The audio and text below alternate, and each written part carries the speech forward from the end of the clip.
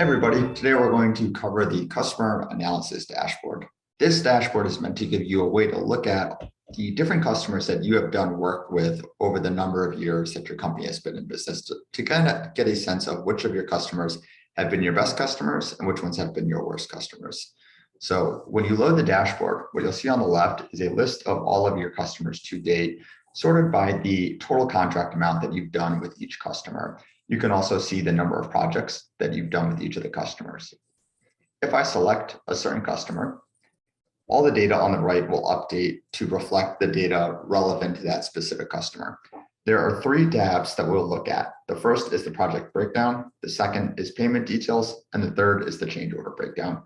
On the project breakdown, it is an overview of all the projects that you have done with that specific customer. You'll see the revised contract amount, budget, job cost, and profit margin up at the top, along with a full breakdown below of each of the projects. Importantly, you can see what the profit fade and gain is for each specific customer, so you can get a sense of which ones you perform the best on across all of your projects.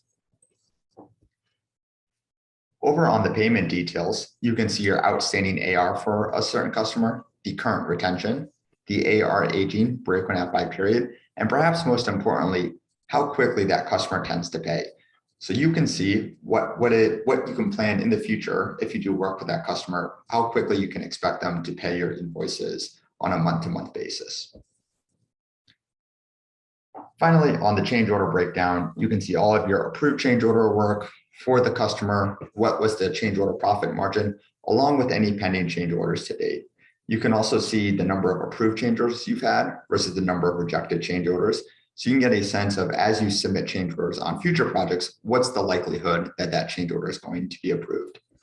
And then down below are a list of all of your pending change orders with that customer, along with the number of days that it's been aging. So you can quickly identify certain change orders that might require the project manager to follow up and get more detail. Thanks for joining us today, and that is an overview of the customer analysis dashboard.